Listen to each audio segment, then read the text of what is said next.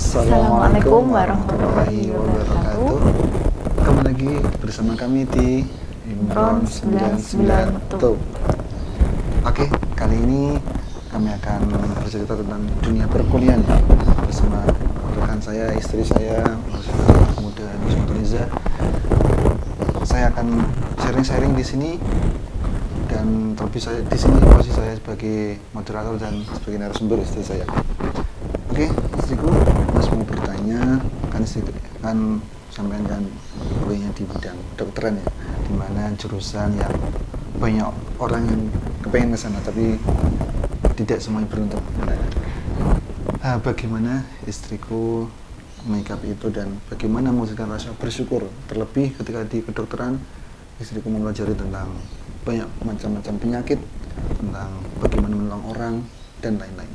Silakan istriku. Izin jawab ya. Iya. Jadi menurut saya sendiri ya, kedokteran itu suatu hidup dan takdir. Sebentar apapun seseorang, kalau nggak takdirnya ya nggak pernah bisa. Jadi dokter itu suatu amanah. Kedokteran itu suatu ilmu yang lebih dekat dengan Tuhan. Karena setiap hari kita dengar kematian, setiap hari kita dengar orang sakit, setiap hari kita dengar orang mengeluh, merintih, menangis, orang yang ditinggal mati keluarganya. Setiap hari kita mendengar sosok keseruan itu. Nah, kalau saya pribadi, pengalaman saya pribadi ya, saya itu merasa bersyukur sekali masuk kedokteran. Yang pertama kali, ketika saya semester 2, pertama kalinya saya melihat kromosom manusia asli yang saya lihat di mikroskop. Itu pertama kali saya heran dengan ciptaan Allah yang sebegitu sangat indah, yang biasanya cuma dilihat di buku. Saya bisa melihat langsung di depan mata kepala saya sendiri. Inilah kromosom manusia Seperti yang terdapat apa, genetik di dalamnya. Kan luar biasa, sangat saya sangat bersyukur. Iya sih. Kalau Mas bisa merasakan ini loh yang bisa jadi cikal bakal manusia seperti kita gitu kan. Nah, kemudian selanjutnya saya semester 2 ya, saya praktikum sperma. Sperma utuh gitu, bergerak-gerak itu saya tambah, ya Allah, ini sperma manusia yang akan jadi manusia. Iya. Saya sangat, ya Allah, alhamdulillah, saya sangat semakin bersyukur. Kemudian menginjak ke semester 3 dan selanjutnya, saya belajar anatomi di situ. Saya belajar suatu mayat yang kita bisa melihat secara langsung di dalamnya, yang orang mati yang sudah diawetkan, kemudian bisa diawetkan, ya orang meninggal yang bisa diawetkan, kemudian bisa dibuat belajar dengan tulang-tulangnya yang bentuknya sebegitu indah, yang sangat sesuai dengan kebutuhan kita, yang sangat indah. Semuanya tercipta sangat indah, sangat sempurna, dengan saraf-sarafnya yang sangat indah, darahnya yang sangat lengkap, dengan tulang-tulangnya bersambung satu demi satu yang sangat sempurna. Itu istimewa ya? Istimewa sekali. Kemudian saya semester 3 juga akhir, saya belajar tentang jantung, fisiologi anatomi. Itu membuat saya belajar inilah manusia. Karena jantung itu tidak akan pernah berhenti berdetak 1 menit pun. Kalau berhenti berdetak, enggak. Ya. Dan ada filosofi penting jantung sebenarnya yang apa saya itu? pegang sampai sekarang. Apa itu sayang?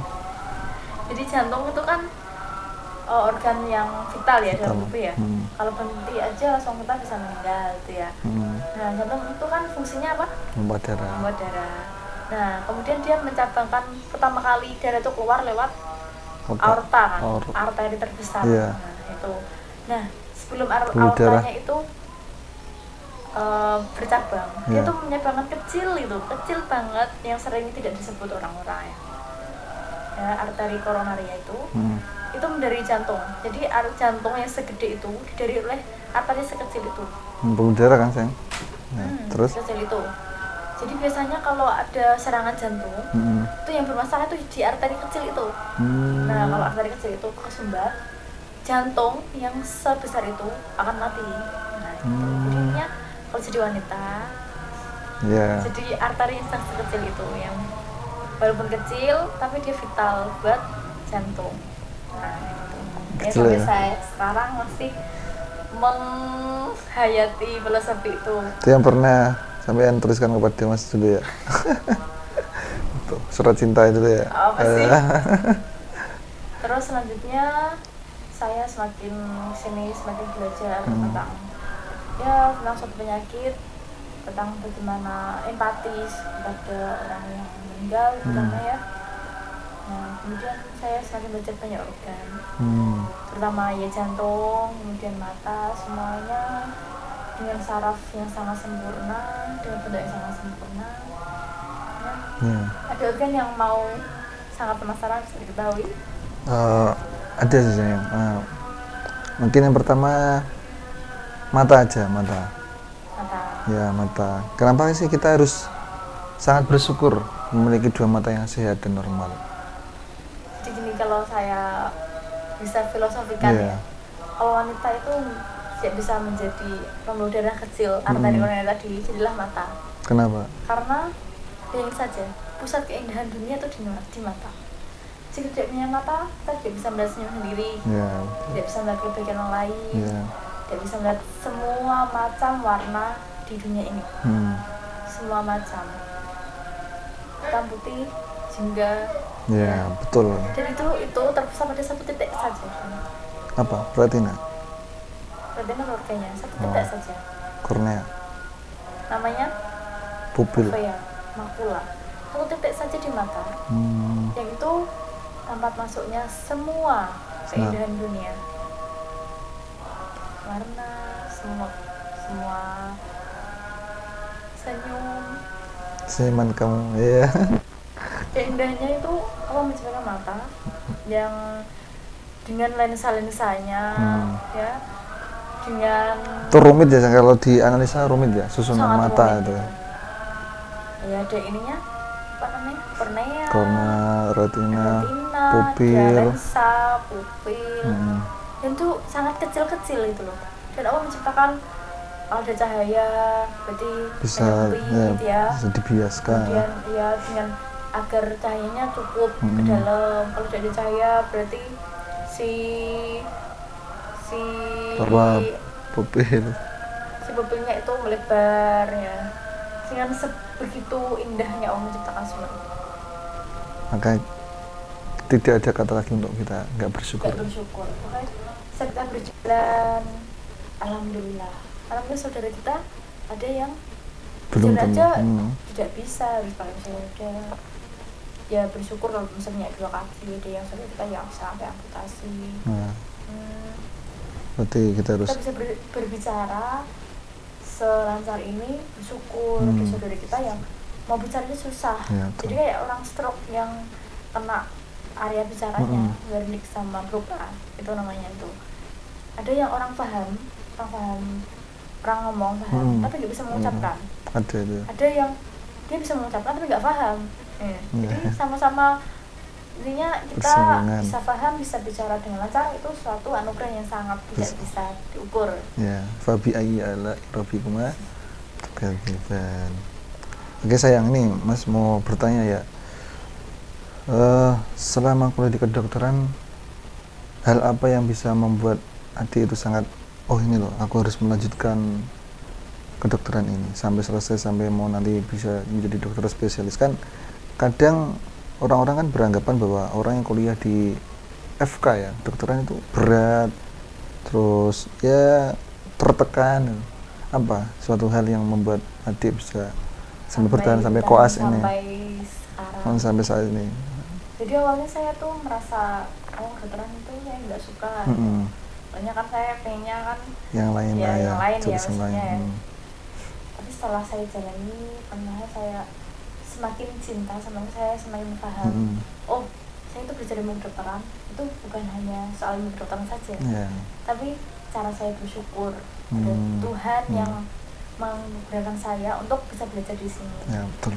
Dan semua ilmu kedokteran itu mendekatkan diri kepada Tuhan lah intinya. Jadi kalau bisa disimpulkan itu ilmu kedokteran itu ilmu tauhid sebenarnya. Kok bisa gitu? Ya semakin kita belajar ilmu itu semakin kita mengesahkan Tuhan gitu. Ya, semakin Jadi percaya kita bahwa semakin bisa, oh ada Tuhan gitu. semakin Ada percaya. faktor. Jadi manusia itu kalau sakit bukan dokter yang menyembuhkan. Jadi banyak faktor yang membuat orang tuh sembuh gitu. Dan itu faktor-faktor itu kita tidak pernah tahu gitu. Ya. Walaupun kita bisa oh teorinya gini-gini, tapi kenyataannya banyak yang jauh dari teori gitu. Ya. Jadi kayak kedokteran itu suatu ilmu yang menunjukkan bahwa Tuhan itu ada. Tuh. Tuhan itu ada. Harusnya mereka-mereka yang itu harus mengakui bahwa Allah itu esa ya. Allah itu ada, Iya. esa, keberadaannya benar-benar kuasa. Gitu. Harus percaya. Ilmu kedokteran adalah ilmu yang menunjukkan seperti itu. Jadi kalau orang kedokteran ya harus tambah yakin, tambah yakin. Ya, karena sudah dipelajari sendiri, sudah dibuktikan sendiri, sudah intinya kayak sudah menjadi makanan sehari-hari ya. Orang meninggal, ya orang sakit, orang tak tolong, orang menangis, ya intinya kita harus lebih empati, harus lebih sadar bahwa hidup dunia itu gak akan lama. Benar sih sayang. Di ilmu yang lain sih, misal kimia juga sangat bisa menemukan bahwa Tuhan itu sangat besar. Contohnya? Ya misal air itu terciptanya dari mana, sumbernya dari mana. Ada yang air kotor, ada yang bersih, air dari pegunungan. Itu kandungan air kan banyak sayang. Ada mengandung mineral, ada zat besi dan sebagainya. Itu bagaimana manusia merancangnya, kan nggak bisa, ya kan? Itu hanya bagaimana Allah itu merancang, apakah Allah dulu itu menuliskan rumus-rumusnya, kan nggak, ya kan? Ya mungkin menuliskan. Kan langsung kan? Itu yang kan nggak bisa kan manusia. Dengan banyak itu selain air ada misal tumbuh-tumbuhan, daun ini kan mengandung flavonoid, alkaloid, struktur kimia, senyawa kimia, itu kan yang khasiatnya beda-beda.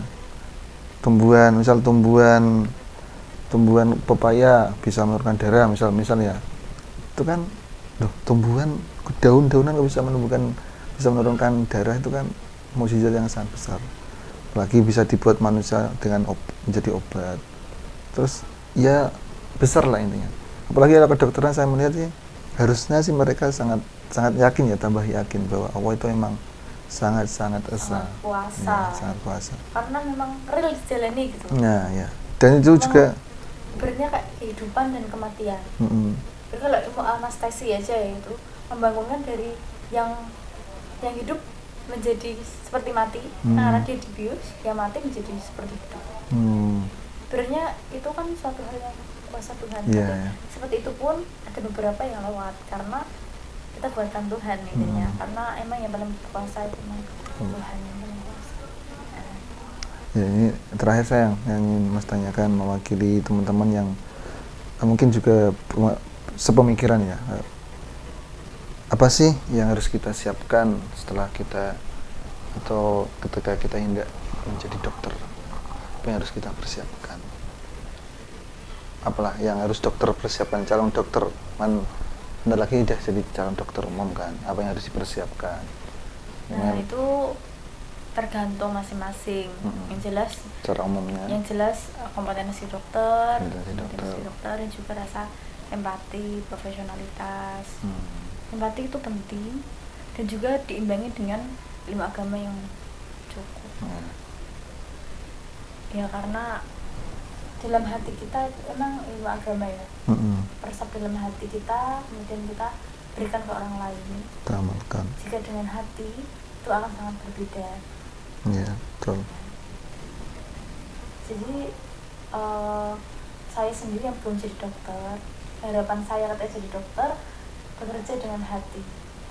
Dari hati nanti masuk ke hati. Tapi hati saya aja.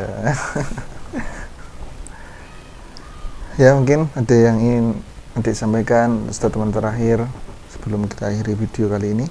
Statement terakhir, jadi kalau saya boleh memberikan pesan, walaupun saya bukan seorang ustazah ataupun saya bukan seorang ulama atau bagaimana, tapi yang satu yang saya benar-benar yakin sampai sekarang bahwa Tuhan itu memang kuasa, Tuhan itu ada, dan setiap hidup kita itu selalu Tuhan itu melihat, Tuhan itu membimbing kita. Dan itu apapun kalian, jadi apapun kalian, itulah dari Tuhan. Maka syukurilah, karena masih punya hidup, masih punya mata, kedua mata, masih punya kedua kaki yang bisa berjalan, masih punya anak paru-paru yang masih bisa bernafas. Juga kalau paru-parunya kolaps satu, kalian sudah tidak bisa bernafas, membutuhkan oksigen yang harganya mahal, ya. Jadi harga dari suatu sehat itu sangat mahal. Harga dari sehat itu sangat mahal, harga dari kesempatan itu sangat mahal juga. Maka manfaatkan dan syukurilah. Itu pesan dari saya. Mungkin cukup sekian. Ya, cukup sekian. Terima kasih, dan sekali lagi bagi teman-teman yang belum subscribe channel ini, silahkan dinyalakan tombol loncengnya dan subscribe. Jangan lupa di like, share, dan komen ya. Silakan kami buka saran untuk teman-teman apa yang harus kita sampaikan. Edukasi mana? Kesehatan, kedokteran, atau tentang pernikahan. Sekian dari kami. Sekian. Assalamualaikum warahmatullahi wabarakatuh. Bye bye.